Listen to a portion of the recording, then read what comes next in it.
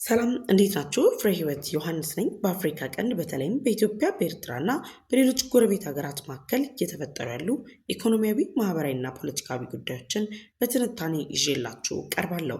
በተለይም ደግሞ ከኢትዮጵያ የቀይ ባህር ጥያቄ ጋር ተያይዘው የሚነሱ ሀሳቦች ላይም አተኩራለሁ። በዛሬው ቆይታችን በሁለት አንኳር ጉዳዮች ላይ አብረን ቆይታን የምናደርግ ይሆናል።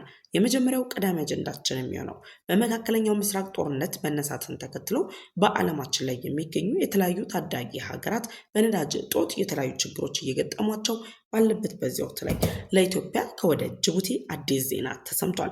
ጅቡቲ የደረሱ የነዳጅ መርከቦች መኖራቸውም ደግሞ ተረጋግጧል። በዚህ ጉዳይ ላይም ዝርዝር መረጃን ይዤላችሁ ቀርቤያለሁ። ሁለተኛው አጀንዳችን ኢትዮጵያን በቀጥታ ከውቅያኖሱ ጋር የሚያገናኛት የላፕሴት ፕሮጀክትን ከፍተኛ የሚባል ወጪን የሚሸፍን አዲስ የምስራች ተሰምቷል። በዚህ የላፕሴት ፕሮጀክት ላይ ኢትዮጵያ ወደ ህንድ ውቅያኖስ ከመግባቷን በተጨማሪ የኢኮኖሚ እንቅስቃሴን ለማሳደግ የገቢ ውጭ ንግድ እንቅስቃሴዋ ላይም ለውጥ ለመፍጠር ከዛም ባለፈ ደግሞ ከሀገራት ጋር ያላትን ትብብር ለማሳደግ የሚያስችላት ዜና መሆኑም ተሰምቷል። በዚህ ጉዳይ ላይም የወጡ ዘገባዎችን አጠናክሬ ይዤላችሁ ቀርቤያለሁ። ለዩቲዩብ ቻናል አዲስ ከሆናችሁ የደወል ምልክቷን ተጭናችሁ ቻናሌን ሰብስክራይብ በማድረግ ቤተሰብ እንድትሆኑ ጋበዝኳችሁ። ቻናሌን ሰብስክራይብ አድርጋችሁ ቤተሰብ ከሆናችሁ ላይክ እና ሼር በማድረግ ለወዳጅ ዘመዶቻችሁ እንድታጋሩ ጠይቃችኋለሁ። ወደ መረጃውም ተሻገርኩኝ። አብራችሁን ቆዩ። በመካከለኛው ምስራቅ ጦርነት መነሳት ምክንያት በዓለማችን ላይ የሚገኙ የተለያዩ ሀገራት በነዳጅ እጦት እየተሰቃዩ ይገኛሉ። ከእነዚህ ሀገራት መካከል በግንባር ቀደምትነት የምትጠቀሰው ኢትዮጵያ ታዲያ በሀገራችን የተከሰተውን የነዳጅ እጥረት ለመፍታት የተለያዩ እርምጃዎችን እየወሰደች ትገኛለች። ባለፉት ቀናት በደረሰ መረጃ መሰረት 3 የኢትዮጵያን የነዳጅና ቤንዚን የጫኑ መርከቦች በአረብ የባህር ሰርጥ ላይ ተዘግቶባቸው እንዳሉ መረጃዎች አመላክተዋል። ታዲያ አሁን ላይ እየተሰሙ ባሉ መረጃዎች አሜሪካ፣ ኢራን እና እስራኤል የሶስትዮሽ ወይም ደግሞ ድርድር በማድረግ የተኩስ አቁም ስምምነት ላይ በመድረስ የሆርሙዝ ሰርጥን ይከፍቱታል ተብሎ ተስፋ ቢጣልበትም ኢራን ግን የሆርሙዝ ሰርጥን መደራደሪያ አድርጌ አላቀርብም፣ የሆርሙዝ ሰርጥን በመዝጋትና ባለመዝጋት ውስጥ ሆነው እና አሜሪካም ሆኑ እስራኤል የተኩስ አቁም ስምምነት ከኔ ጋር ሊፈርሙ አይችሉም፣ ከሆርሙዝ ሰርጥ ውጭ በሆኑ ሀሳቦች ላይ ግን መነጋገር እንችላለን ማለቷን ተከትሎ በዓለማችን ላይ እየተፈጠረው ያለው የነዳጅ እጥረት ከዛም ባለፈ ደግሞ የኢኮኖሚ ቀውስ ቀጣይነት እንዳለው የሚያመላክቱ መረጃዎችም እየወጡ ይገኛሉ። ታዲያ እነዚህ ሁሉ መረጃዎች ይፋ እየወጡ ባሉበት በዚህ ወቅት ላይ እንደ ኢትዮጵያ ያሉ ሀገራት ነዳጅን ከሌሎች ዓለማት ላይ በማስመጣት ለሀገር ውስጥ ፍጆታ የሚያውሉ ሀገራት በግራ መጋባት ውስጥ ይገባሉ እየተባለ ባለበት በዚህ ወቅት ላይ ኢትዮጵያ እንግዲህ 3 ነዳጅ የጫኑ መርከቦችን ጅቡቲ እንደደረሱ ተሰምቷል። በነገራችን ላይ በኢትዮጵያና በጅቡቲ መካከል ያለው ጠንካራ የሚባል የንግድ ግንኙነት የወደብ አገልግሎትን ጨምሮ ሌሎች ሁኔታዎች አሁን ላይ ፈታኝ የሚባል ወቅት ላይ ባሉበት በዚህ ወቅት ላይ በኢኮኖሚ መሰረት የሆነው ነዳጅን ከሌሎች ሀገር ለማስገባት ኢትዮጵያ የጅቡቲ ወደቦችን መጠቀም መቻሏ በኢትዮጵያና በጅቡቲ መካከል ያለው የሁለትዮሽ ግንኙነት ወይም ደግሞ የዲፕሎማሲ ጥምረት አሁንም ድረስ ሰንሰለቱ እየተጠበቀ መሆኑን የሚያሳይ ነው። ታዲያ በዓለም ላይ የሚገኙ ሀገራት በነዳጅ እጦት እየተፈተኑ ባሉበት በዚህ ወቅት ላይ ሌሎች ደግሞ የወደብ እንቅስቃሴያቸው በተቀዛቀዘበት በዚህ ጊዜ ላይ ጅቡቲ ከኢትዮጵያ የወደብ እንቅስቃሴ ልታገኝ የሚገባውን በቢሊዮን የሚቆጠር ገንዘብ ለማግኘት ስትል የኢትዮጵያን ነዳጅ የጫኑ 3 መርከቦችን ጅቡቲ ላይ ማድረሷ ተሰምቷል። የኢትዮጵያ የነዳጅ ፍላጎትና ሀገሪቱ አሁን ላይ ከተለያዩ ዓለማት እያስገባቻቸው ያለችው የነዳጅ መጠን ኢትዮጵያ በሀገሪቱ ውስጥ ያላትን የተፈጥሮ ሀብት በመጠቀም ነዳጅን አመንጭታ ለራሷ ኢኮኖሚ እድገት መጠቀም እንዳለባት የሚጠቁሙ መሆናቸውን በተደጋጋሚ ሲነገር ቆይቷል። ታዲያ ይህ በእንዲህ እንዳለ የመካከለኛው ምስራቅ ጦርነት መነሳት ኢትዮጵያ በአሰብ ወደብ ላይ ያላት ፍላጎት የወደብና የባህር በር ብቻ ሳይሆን አሰብ ላይ የሚገኘውን የነዳጅ ማጣሪያን ጭምር በቁጥጥር ስር በመዋል የነዳጅ ጥያቄዋን ምላሽ ለመስጠት የሚያስችላት እርምጃዎችን መውሰድ እንዳለባትም የሚጠቁም ነው። ይህን መነሻ አድርጎ የተለያዩ ምሁራን፣ የሚዲያ አካላት ኢትዮጵያ የአሰብ ነዳጅ ሪፋይነሪን ዳግም በእጇ የምታስገባባቸው አማራጭ መንገዶችን መፈለግ እንዳለባት ጭምር ሲገልጹ ቆይቷል። ይህ በተጠናከረበት በዚህ ወቅት ላይ ኢትዮጵያ ነዳጅ ለማግኘት በምታደርገው ጥረት ላይ 3 ነዳጅ የጫኑ መርከቦች ትልቅ ግዙፍ መርከቦች በአረብ ሰርጥ ውስጥ ወይም ደግሞ በአረብ ባህር ሰርጥ ውስጥ ተዘግቶባቸው እንደቆዩ ከተነገረ ከሰዓታት በኋላ 3 ግዙፍ መርከቦች ጅቡቲ መድረሳቸው ተሰምቷል። እነዚህ ጅቡቲ የደረሱ 3 ግዙፍ መርከቦች የጫኗቸውን ነዳጆች በመጠቀም አሁን ላይ በከተሞቻችን የምናስተውላቸው በጣም ረጃጅም ሰልፎች፣ በነዳጅ እጥረት ምክንያት እየተፈጠሩ ያሉ የኢኮኖሚ ችግሮች ሀገራችን ኢትዮጵያ ኢኮኖሚያን ያዳክማሉ ወይም ደግሞ ይህ ጦርነት ካልተቋጨ የመጨረሻ አጣብቂኝ ውስጥ ትገባለች በሚባልበት ሁኔታ ላይ ባለችበት በዚህ ጊዜ ላይ እነዚህ መርከቦች ጅቡቲ መድረሳቸው ኢትዮጵያ ኢኮኖሚዋን አሁን ላይ ባለው ሁኔታ ይዛ እሹሩሩ በማለት እንድታስቀጥል ያደርጋታል።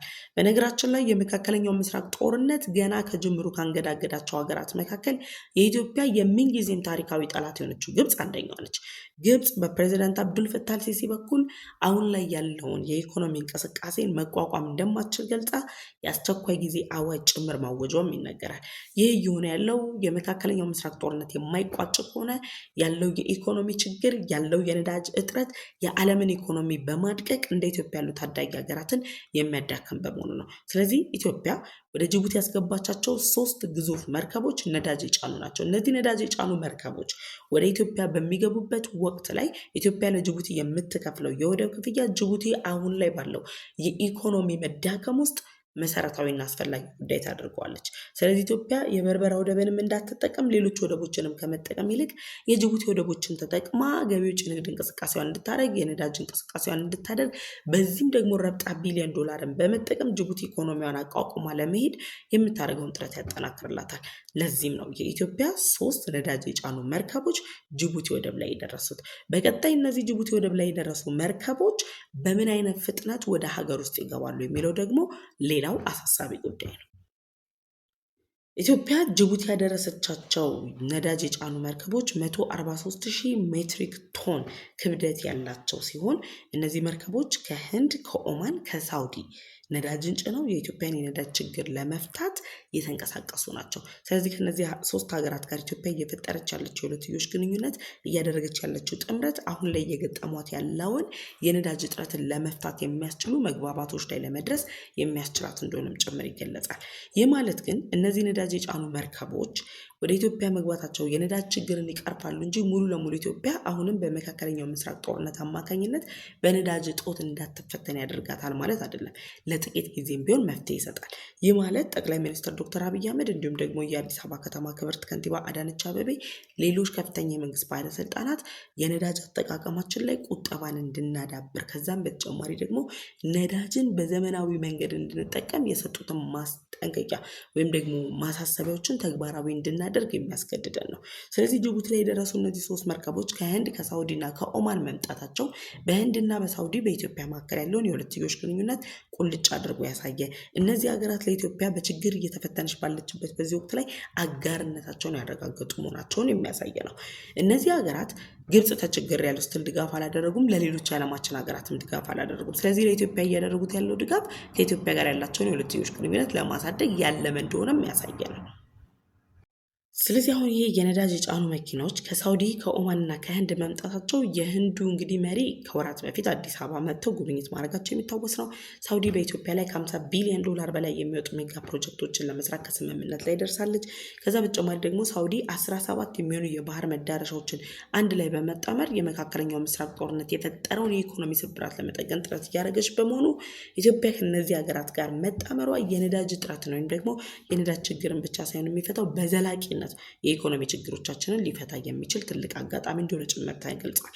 ስለዚህ አሁን ላይ የነዳጅ ጥያቄዎቻችን በበረታበት የነዳጅ እጥረት በጨመረበት በዚህ ወቅት ላይ ኢትዮጵያ 3 ነዳጅ የጫኑ 143 እና ከዛ በላይ የሚሆኑ ሜትሪክ ቶን ክብደት ያላቸው መርከቦችን ወደ ጅቡቲ ወደቦች አስጠግታለች። ከጅቡቲ ወደቦች ደግሞ ወደ ኢትዮጵያ መቼ ይገባሉ የሚለው ደግሞ እየተጠበቀ የሚገኝ ጉዳይ ነው ለማለት ያክል ነው። በዚህ ጉዳይ ላይ ሀሳብ አስተያየታችሁን ስጡ። ወደ ሁለተኛው አጀንዳም ተሻገርኩኝ።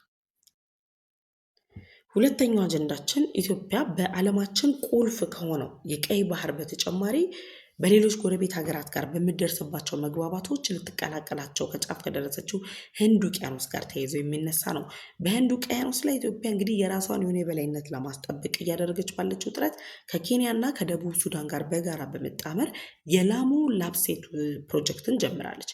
የላሙ ላፕሴት ፕሮጀክት የኢኮኖሚ እድገት ከማምጣት በተጨማሪ የእነዚህን 3 ሀገራት የሶስትዮሽ ጥምረት ከማጠናከሩም በተጨማሪ ኢትዮጵያ ከቀይ ባህር በተጨማሪ በህንድ ውቅያኖስ ላይ የሚኖራትን ሚና የሚያሳድግ ነው። ለምሳሌ ኢትዮጵያ በህንድ ውቅያኖስ ላይ የወደብ ፍላጎቶች እንዳሏት ከተነገረበት ጊዜ ጀምሮ የሶማሌው ፕሬዚዳንት ሀሰን ሼክ መሐመድ ኢትዮጵያ ከራስ ገዟ ሶማሊላንድ ጋር የደረሰችበትን ስምምነት በመተው ከበርበራ ወደብ ይልቅ በሶማሊያ የሚገኙ ሌሎች ወደቦችን በመጠቀም ወደ ህንድ ውቅያኖስ መቀላቀል እንደምችል በተደጋጋሚ ገልጸዋል። ደን ደግሞ በቅርብ ጊዜ በአልጀዝራ ላይ ቀርበው ባደረጉት ቃለመጠይቅም በኢትዮጵያና በሶማሌ ፌዴራል መንግስት መካከል ኢትዮጵያ ወደ ህንድ ውቅያኖስ ለመግባት የሚያስችሏትን ወደቦችን በእጇ የምታስገባባቸው ስምምነቶች ላይ መድረሳቸውን ሲገልጹ ቆይቷል።